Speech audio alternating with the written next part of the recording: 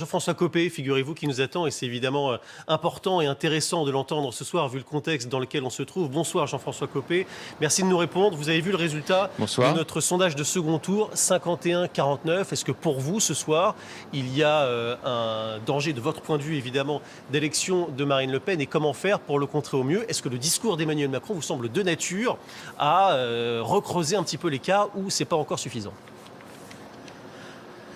Écoutez, de toute façon, c'est pas uniquement ce qu'il dit ce soir qui va compter, c'est le comportement qui sera le sien dans les 2 semaines qui viennent. La vérité, c'est que je fais partie de ceux qui ont très clairement dit qu'il fallait absolument tout faire pour faire battre Marine Le Pen, dont chacun comprend bien qu'elle incarne l'extrême droite et que l'histoire de France, c'est pas une page blanche. On sait ce que c'est que l'extrême droite en France, et que d'autre part, ses liens avec Poutine, qui sont des liens anciens, nous fragiliseraient si elle arrivait à la présidence de la République, sans oublier qu'elle a clairement dit qu'elle ferait aucune réforme pour ce pays, alors qu'on en a absolument besoin, et pas seulement les retraites.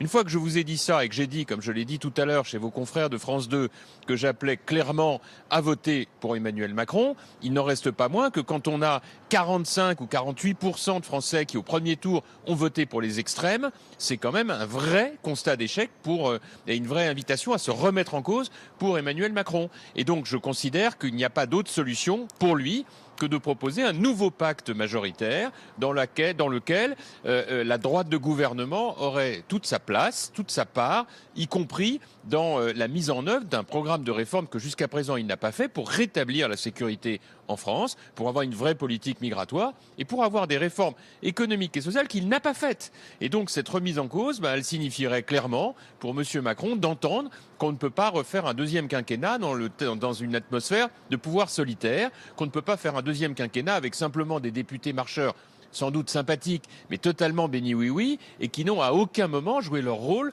de marqueur, d'alerte face à un terrain qui aujourd'hui crie sa colère sur un certain nombre de sujets, comme l'ont exprimé les Français. Et donc c'est la raison pour laquelle je pense que nous avons une droite de gouvernement qui doit absolument participer d'une manière ou d'une autre à ces réformes qui n'ont pas été faites.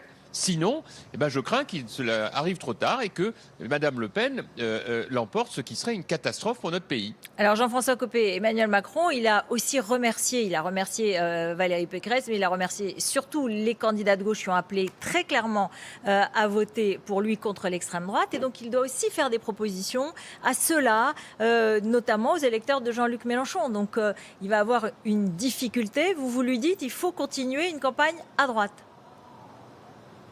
Non, mais il y a une grande ambiguïté, il va falloir qu'on en sorte. Arrêtons d'expliquer que Jean-Luc Mélenchon, dont je rappelle qu'il n'a pas appelé à voter pour Emmanuel Macron, qu'il a simplement dit qu'il fallait faire barrage à Marine Le Pen, il faut quand même appeler les choses par leur nom.